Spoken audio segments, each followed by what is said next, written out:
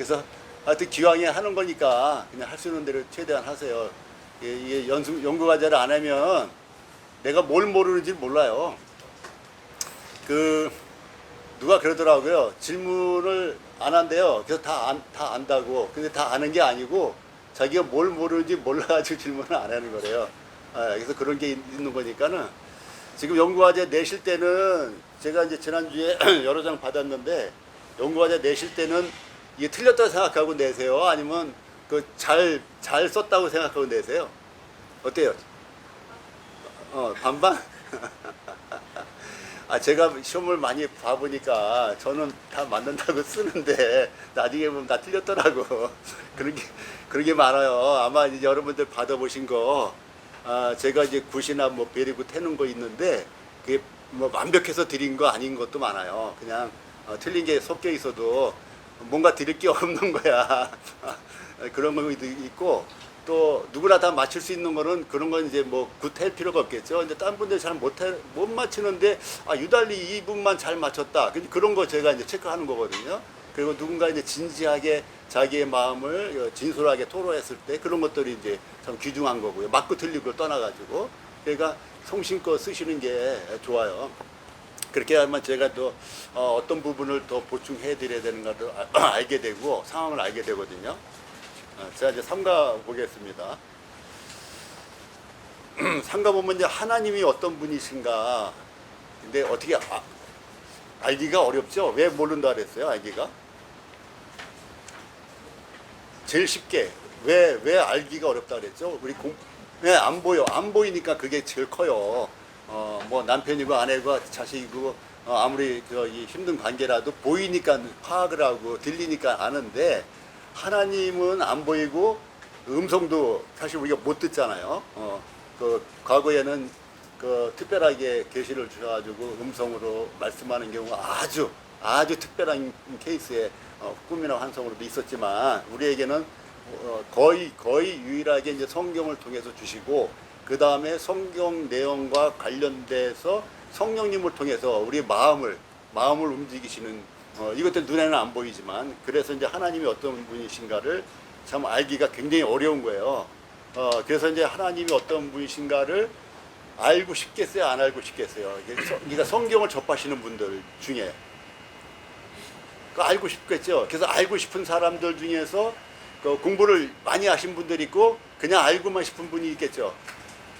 예, 그래서 알고 싶은 분들 중에서 공부를 많이 한 분들이 연구를 해낸 것들이 오늘 이 과 내용들이에요.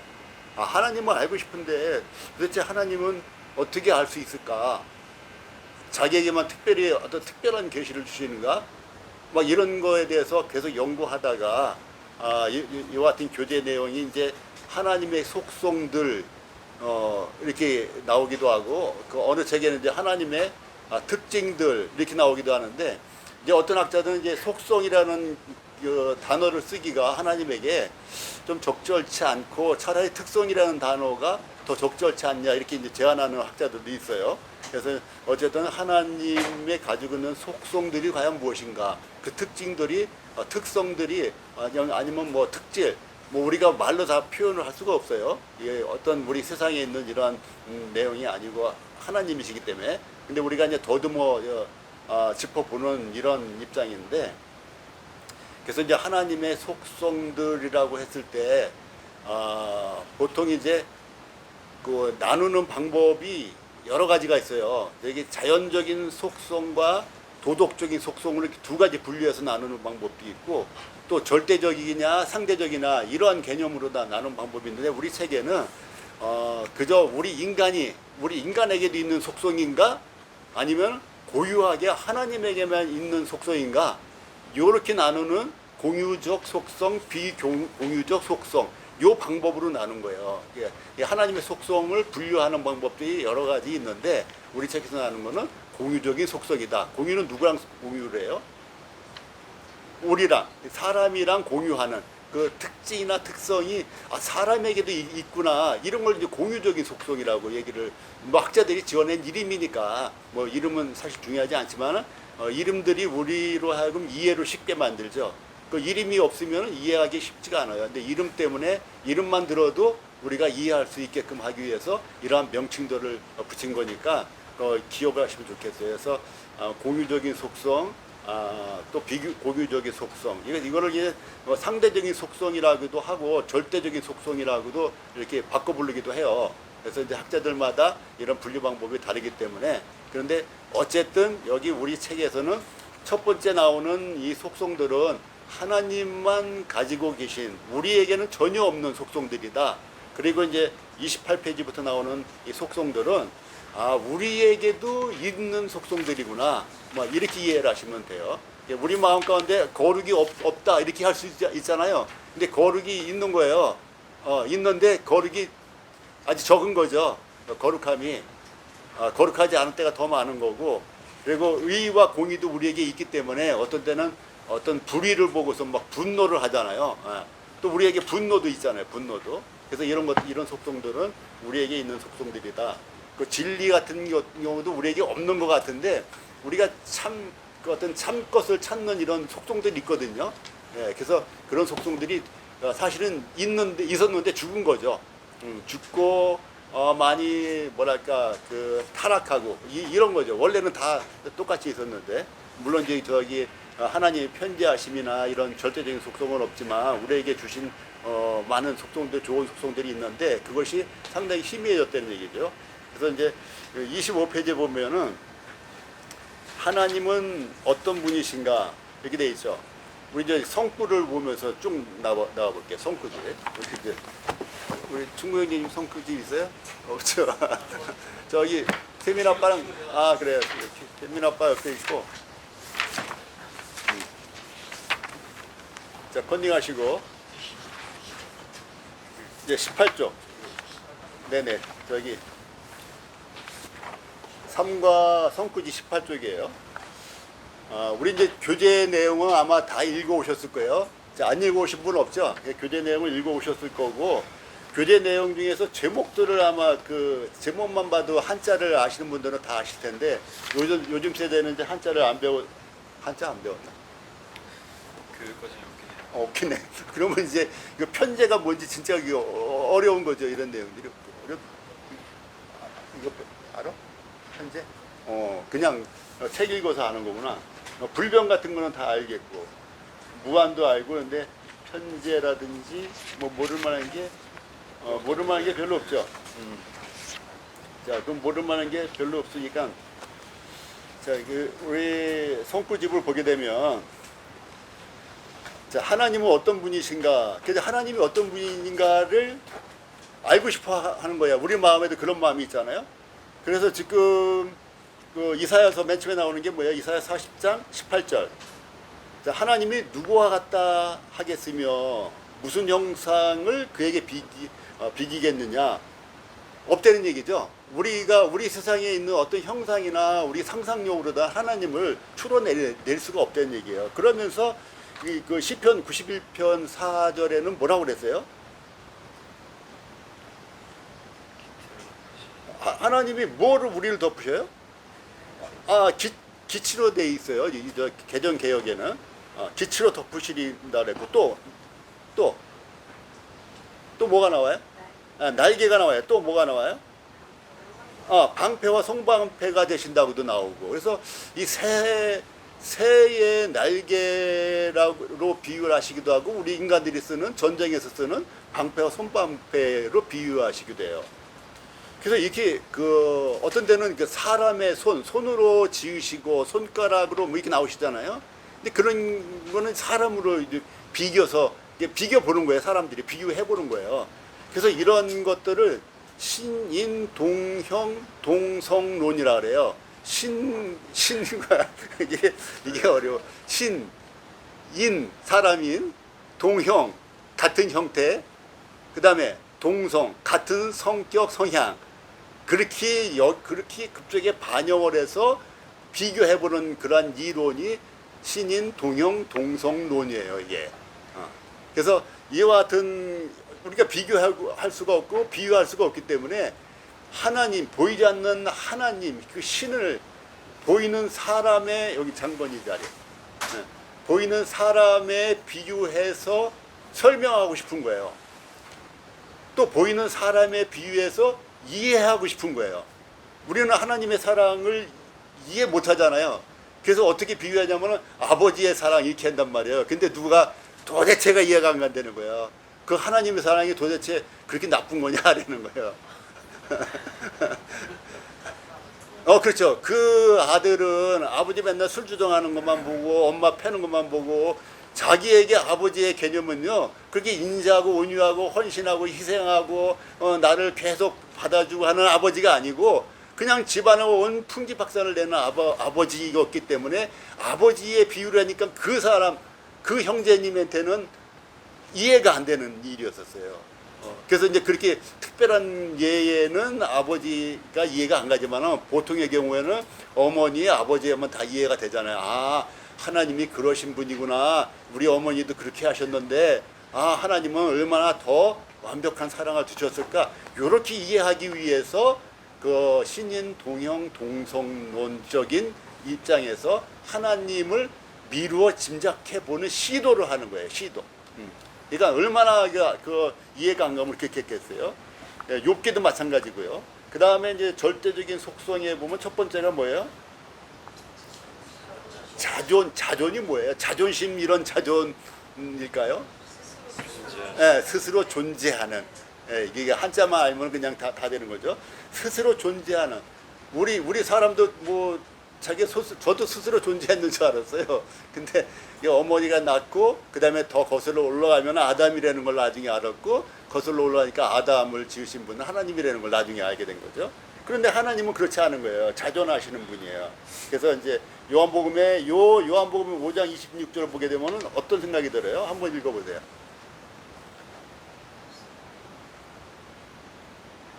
자, 어떤 생각, 저 의문점 같은 거를 제가 여쭤보는 거예요. 의문점이 없을까? 아버지께서 자기 속에 생명이 있는 것, 이것까지는 다 이제, 아, 그렇지, 당연하지 했는데, 그 다음에 뭐예요? 아들에게 생명을 주었대요. 아들에게도 생명을 주었대요. 지난번에 한번 30논을 주장한 아리우스 같은 학자가 그 3세기 사람이거든요. 이 학자가 이 구조를 보고 뭐라고 주장했겠어요?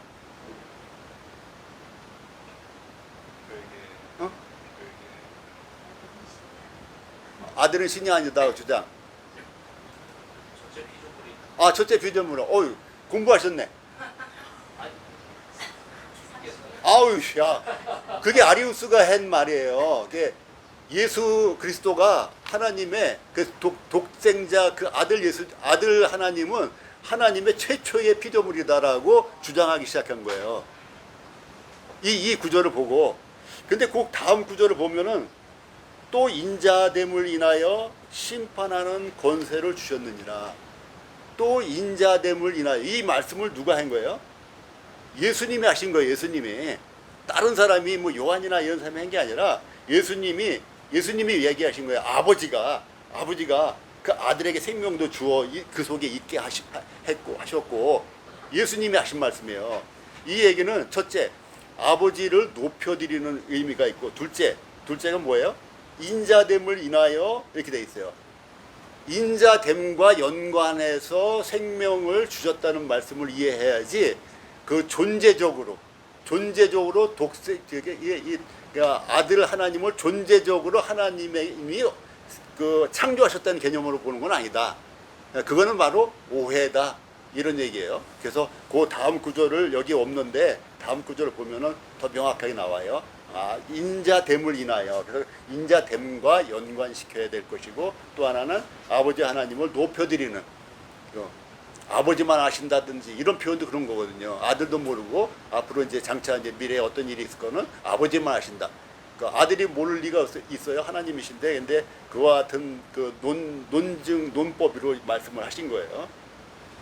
그 다음에 이제 그 창세기 말씀이나 요한복음 말씀은 다 이제 근본부터 처음부터 규셨되는 이러한 자존하신 거를 얘기하시는 거고요.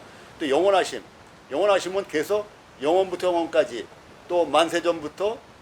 우리랑은 개념이 안 맞죠. 우리는 분명히 출생한 연도가 있잖아요. 금인년 생일이 몇 년이야?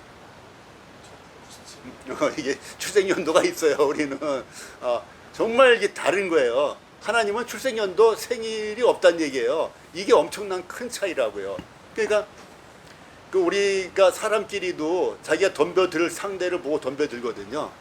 자기 상사, 직장의 상사라 하더라도 상사가 만만할 때 자기가 바른 소리 하지, 상사가 만만치 않으면 절대 끽소리도 못합니다. 제가 말을 좀 많이 그 윗사람들한테도 막 쉽게 막 대들기도 하고 하는 스타일이지만, 그럼에도 불구하고 만만치 않은 상사한테는 저도 끽소리도 안 해요. 사람끼리도 그렇단 말이죠. 사람끼리도. 예. 부부지간에도 그러잖아요. 부부지간에도 그런 거고, 어떤 때는 자식도 무서워서 끽소리도 안 하기도 하고 못 하기도 하고 그러는 거예요. 그런데 생일이 없는 그 존재, 그분한테 우리가 끽소리가 할 수가 없는 거예요. 저도 하루까지 법무서인지 모른다고 이제 하나님을 안 믿고 그렇게 했는데, 생일이 없는 분이다 이렇게 하시면 되는 거예요. 생일. 우리 모든 사람은 생일이 있는데 생일이 없다는 거는 네. 성육신에서 오신 예수님에 대한 얘기. 지금 하나님을 얘기하는 거예요. 하나님에 예, 예. 대한 지금 하나님은 어떤 분이신가? 여기서 하나님은 인자 대신 예수 그리스도의 육신적인 예수님을 말씀하는 게 아니고 하나님의 속성을 지금 공부하고 있는 중이에요. 그래서 성령 하나님, 성부 하나님, 성자 하나님인데 그 성자 하나님만 특별하게 육신을 입고 33년 반 동안 계시다가 다시 이제 그 아버지와 함께 계시는 이런 입장에 있는 것이고, 지금은 이제 그 신성을 얘기하는 거예요.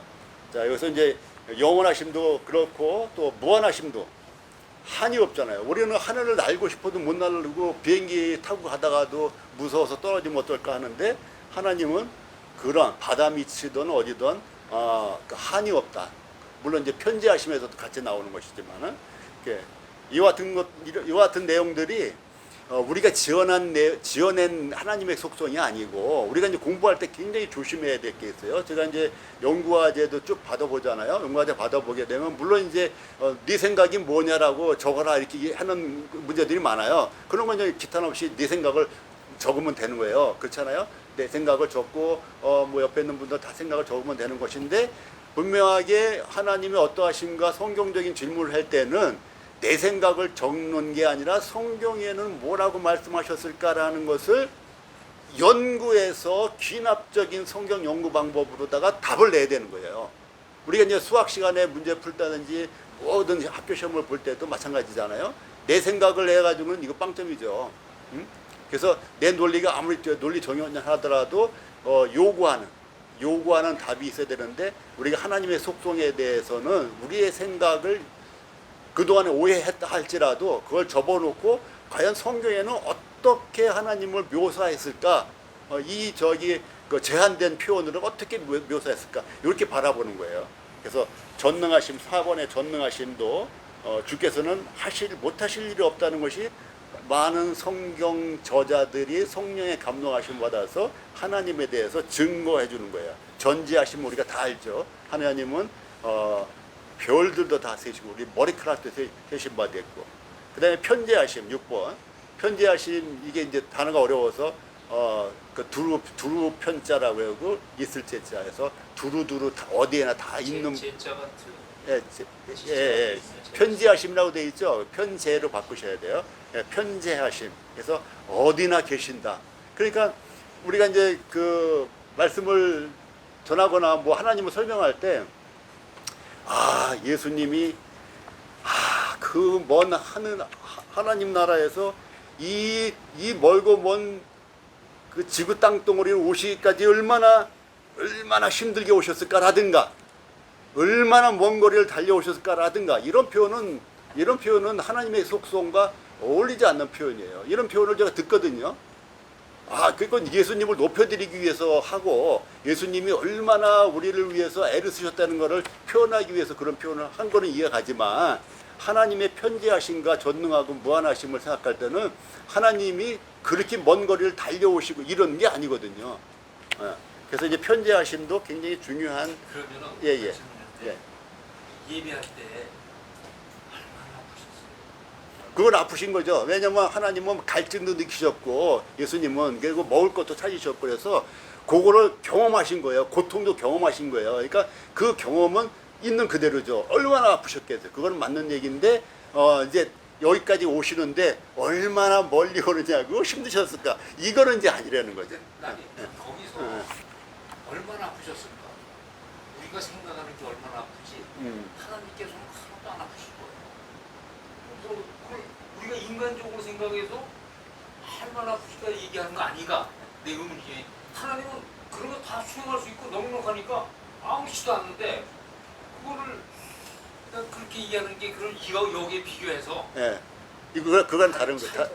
차이가 다른 거여서 예수님은 갈증도 느끼셨잖아요. 그거 일부러 느끼신 거예요. 오셔서 그거 안 느끼셔도 되는데 그리고 십자가에 매달려가지고 그 찔림 이거를 육신을 입고 육신의 고통을 그대로 겪어주신 거예요. 우리 인간의 고통을 그대로 겪어주신 거라고 우리로 하여금 할 말이 없게 만든 거예요. 그러니까 제가 수술 때도 많이 올라갔거든요. 그래서 고통스럽고 수술에 깨서도 막 너무 아프고 어떤 데 마음이 불안하고 할 때마다 제가 항상 기억하는 게 예수님이 십자가에 달렸을 때 그 고통을 제가 기억해요.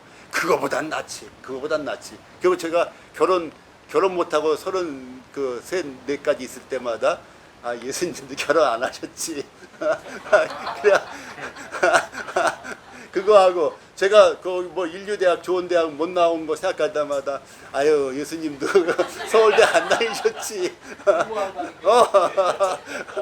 이런 식으로 이건 그때마다 예수님 앞에서는 내가 뭐 변명할 게 없고 정말 내가 그 뭐랄까 불평할 게 없구나. 불평할 게 없는 거예요. 예수님 뭐 자녀가 있으셨어요. 뭐 그 대신 예수님은 고통을 겪으시고 극심한 자존심 상함을 겪으셨잖아요. 세상에 하나님이 어떻게 침뱉음을 당해요.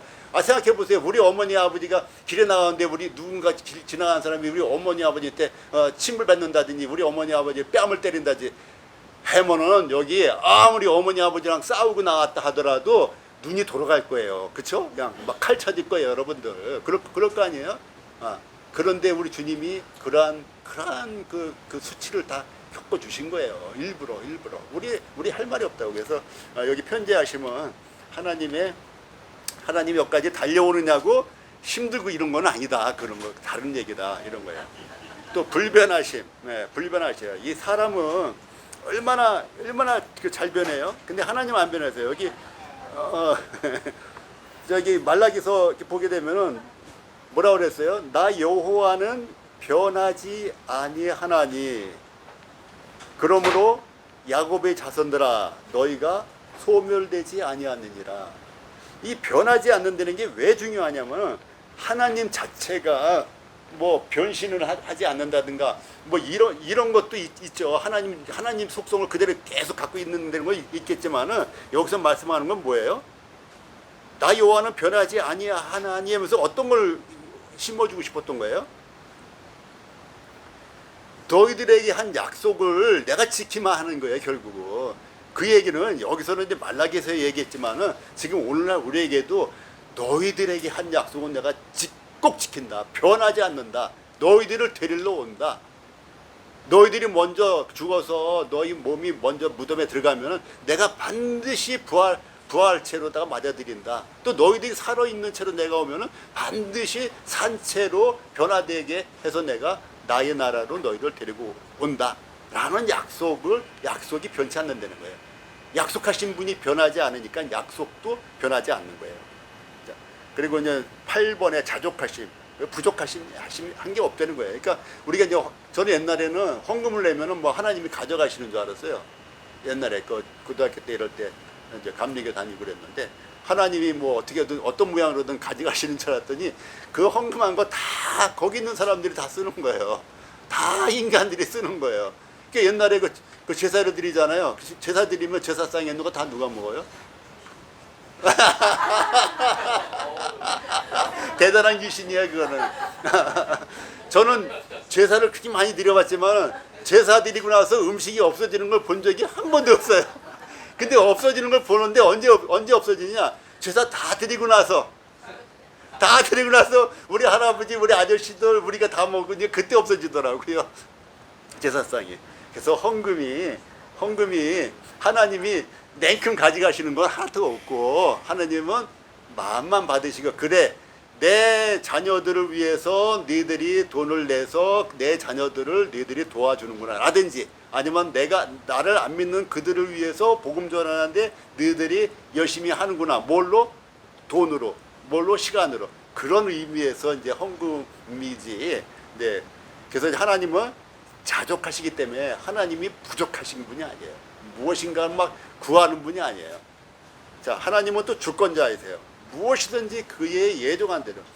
우리 저기 계획 많이 세우죠. 그리고 되고 싶은 거 많죠. 저 꼬맹이였을 때 저기 뭐 될 거냐 물어보면 뭐라고 그랬겠어요? 시골서 살았거든요. 대통령. 시골서 흔한 게 대통령이에요. 제일 흔한 게 대통령이에요. 그냥. 근데 대통령 됐어요?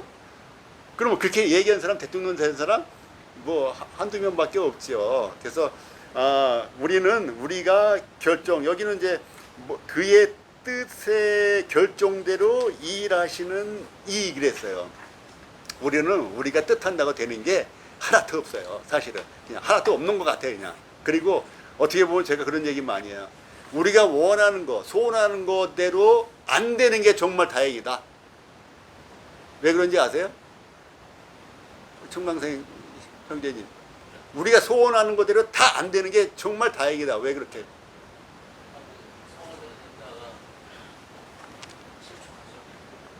소원한 대로 되면 지구가 혼란 아수라장이 될 거야. 예, 아수라가 불교 용어 같은데, 그러니까 아마 내가 원하는 것대로 다 된다면은 이 세상은요 아비규환 아수라장입니다. 지금 우리 이렇게 여기 못 있어요. 원하는 대로 된다라면은, 원하는 대로 되지 않기 때문에 질서가 있는 거예요. 만약에 강물이 흐르는데 물방울 분자마다 다 원하는 대로 된다 그러면 물방울 분자들이 어떻게 되겠어요? 다 사방으로 튈 거 아니에요. 그럼 강물이 흐르겠어요? 이 질서가 파괴되는 거예요. 사람이 원하는 대로 다 되면은 이 세상은 아수라장이 된다. 그래서 이제 그렇지만 하나님만은 주권자이시다. 그 다음에 상대적인 속성, 사람에게 있는 속성은 이제 사랑이시고, 독생자를 주신 사랑, 또 이 오해하는 게 요한일서 4장 10절 같은 말씀을 한번 읽어봐봐요. 사랑은 여기 있으니 이러면서 우리가 하나님을 사랑한 것이 아니요 그랬어요. 이거는 순서를 얘기한 거야. 우리가 먼저라는 게 있는 거예요. 우리가 먼저 하나님을 사랑한 것이 아니요. 또 우리는 항상 세상에서 경험하고 세상에서 우리가 겪었던 규칙들에 의해서 나의 미래의 규칙을 예측하게 돼요. 어쩔 수 없잖아요. 이게 한계죠. 그러니까 나는 여태까지 나에게 누군가 그냥 주는 건 우리 부모님밖에 없었어. 이런 경험을 갖고 있잖아요. 그러니까 그 외에 어떤 존재가 나를 먼저 사랑한다라면 의심을 할 수밖에 더 있어요? 이거 사기치는 거 아니야? 뭐 이렇게 되는 거거든요. 그래서 하나님의 사랑을 받아들이기가 쉽지 않아요. 아니 내가 한 게 뭐가 있어? 그러는 거예요. 그래서 제가 옛날에 말씀드렸잖아요. 자기 한 거 하나도 없다고 복음을 1년이나 들었는데 교회 와가지고 근데 계속 구원을 못 받는 거야. 사람이 착한데. 근데 자기 할 일이 한 게 없다는 걸 얘기하는 거예요. 그래서 내가 그걸 알고 내 십자가 옆에 달린 한 강도가 그날 구원받고 오늘 내가 나와 함께 낙원에 있으리라 한 그 얘기를 들려줬더니 눈동자가 달라지더라고요. 눈동자가 커지더라고요. 그러더니 그 다음 주에 들리는 소리가 그때 구원받았대. 말은 안 했지만 그때. 표현은 내가 딴 사람한테 복음을 전하면서 그분 들으라고 한 얘기인데 그만큼 우리는 내가 뭔가를 줘야 기브 앤 테이크가 익숙해 있는 거예요. 근데 하나님은 그렇지 않다는 거예요. 사랑은 여기 있으니 우리가 하나님을 사랑한 것이 아니요. 이건 먼저 사랑한 것이 아니라 하나님이 먼저 우리를 사랑하셔서 그래서 어떻게 했다고요? 우리 죄를 속하기 위해 화목제물을 보내셨다. 화목제물. 이거 우리가 기도했기 때문에 우리를 용서하는 게 아니고 우리가 기도했기 때문에 우리를 구원해 주신 게 아니고 우리가 기도하기는커녕 태어나지도 않아서 입도 안 달려있고 생각할 마음도 없었을 2000년 전에 예수님이 행하신 일이 있다는 거예요. 그 일이 사랑의 일이라는 거예요. 그래서 그것을 바라보는 일만 남은 거예요. 우리는 바라보는 거. 우리가 하는 일이 남은 것이 아니라 바라보는 것. 그리고 이제 하나님의 사랑은 크시죠. 그 죄인을 사랑하시고 여기 제목을 말씀마다 제목을 다뤄놓으니까 어때요 보기가? 좋아요. 좋죠. 그래서 여러분들이 제목을 어떻게 해라? 그 뒤에 보시면은 사과 보세요. 사과 제목 달려 있죠? 형사명제님 사과 제목 달려 있죠? 정말 안 달렸어요 거기는? 그것만 안 달려 있나? 네. 사과부터 계속해서 제목을 다뤄야 된다 안 다뤄야 된다요? 네, 다르시라고요. 좋죠. 그랬어요 분명히. 좋죠. 그랬으니까는 좋으니까 다시란 말이에요. 그러면 그 다음번에 자기가 공부할 때 제목만 봐도 내용을 파악하잖아요. 그렇죠?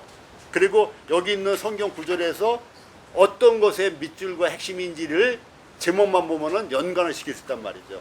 자, 그래서 네, 질문도 받으시죠. 네네 질문이요. 청강생이신 거. 네네. 예, 있구나. 또 이렇게 이제 이해. 아, 자, 그건 뭐 다 아실 건데, 그 사단에게 욥을 고통을 줄 때도 하나님의 허락하시는 범위가 있어요. 손바닥 안에 사단이 놓여 있는 거예요. 그래서 공중의 권세 잡은 자가 지금 활동하고 있는 거는 맞지만은 그 활동을 또 맡고 계시는 분이 또 성령님이시고 그나마 활동하는 범위도 하나님의 허락하신 범주 내에 있고 그 시기도 범주 내에 있어요. 그래서 이것은 예수 그리스도에서 지상 재림하기 전까지만 그 역할을 할 것이고 천년왕국 시기에는 옛날에 다른 과에서 다 한 건데 천년왕국 시기에는 이제 무적행에 갇혀 있다가 천년왕국이 끝나서 잠깐 넣어서 국가마국의 전쟁을 일으키고 그 다음에 그야말로 영원한 불못을 갇히는 과정 가운데 있기 때문에 이 사단도 공중권세 잡은 자도 하나님의 손 안에서 허락하는 거다. 마치 아까 그 메시지 할 때처럼 우리에게 가난을 허락한 것처럼 뭐 그 정도의 작은 분량이에요. 예, 예. 그래서 제가 좀 더 구체적으로 말씀드리면은 그 세상의 겁세 잃어버리니까 대칭되는 관계 속에 있는 것이 아니라. 예, 그거 오해들 안 하시고 있죠? 예, 예. 오해도 안 하시고 있을 거고, 지금 요걸 빨리 나가고 소그룹을 들어갔다가 다시 모여야 되는데 시간이 막 지나가고 있어서 그래요. 자, 그 다음에 상대적인 속성 아까 했죠? 그 다음에 그 사랑, 그 다음에 진노하심. 진노하심. 뭐 분노하심이라고도 우리 책에 돼 있는데 진노가 표현이 좀 날 것 같아요. 그나마. 그래서 하나님은 진노하신 분이다. 이것도 이제 아버지의 진노를 이해하시면 돼요. 저기 깡패의 진노를 이해하면 안 되고 그건 이제 마귀가 하는 일이고 하나님의 진노는 아버지의 정말 아버지가 참고 봐주다가 정말 눈물을 머금고 때려주고 맞은 아들이 아플까봐 또 막 이런 아버지의 진노를 생각하시면 이제 다 끝날 거예요. 그 다음에 이제 하나님의 은혜와 4번은 자비 또 긍휼 있잖아요. 그래서 이제 은혜, 자비, 긍휼 이거 단어 구별이 잘 갑니까? 잘 구별 안 가죠? 그래서 이거는 그냥 이렇게 이해하세요. 그냥 음식이 달 때 달짝지근하다, 달콤하다, 또 달근하다, 뭐 표현이 많잖아요. 뭐 더운 것도 덥다, 후덕지근하다, 뭐 뜨겁다, 뭐 표현이 많잖아요. 그래서 그런 미묘한 차이를 얘기하는 건데 은혜 같은 경우는 그냥 거저주는 이런 의미가 더 강한 거저주는 선물로 주는. 그러니까 나는 한 게 없는데 나는 준 게 없는데 기브 앤 테이크인데 기브 없이 테이크만 온 거야. 그 이상하죠. 의심이 들죠. 그래서 하나님에게 의심을 하는 거예요. 안 믿는 사람들이. 그래서 하나님은 못 믿는 거예요. 왜? 그런 일이 세상에서 없었거든. 부모에는. 근데 하나님은 우리의 부모보다 더 완벽한 사랑의 존재시다. 요거가 이해가 잘 안 가서 그러는 거예요. 자, 자비와 긍휼도 마찬가지. 자비는 이제 불쌍히 여기는 거에 대한 온유한 마음이 많이 가미된 느낌이 자비가 있고 베푸는 거. 베푸는데 온유한 마음으로 베푸는 이런 것이 있는 거. 긍휼이라는 단어는 뭔가 불쌍한 거. 우리가 이제 사랑을 할 때 그 구걸하는 아이들에 대한 사랑은 좀 다르잖아요. 좀 불쌍히 여기는 게 있잖아요. 또 자기 자식에 대해서도 어떤 때 그 불쌍히 여기는 마음이 있어요. 자녀들을 키우면서 그냥 자녀들이 잘 크는데도 불구하고 그게 긍휼이에요. 그냥 불쌍한 거야. 뭐 잘 먹는데도 왜 덜 먹는 것 같고 잘 컸는데도 덜 큰 것 같고 뭐 그런 뭐 이렇게 불쌍하게 여기는 마음의 사랑을 이제 우리는 긍휼이다 이렇게 얘기하는 거예요. 그래서 뭐 여기 제가 이제 그 히브리어로도 몇 개 해놨는데 이런 차이들이 약간 미묘한 차이들이 있는 거예요. 그다음에 거룩, 하나님의 거룩, 이 거룩은 그냥 죄가 없으시다.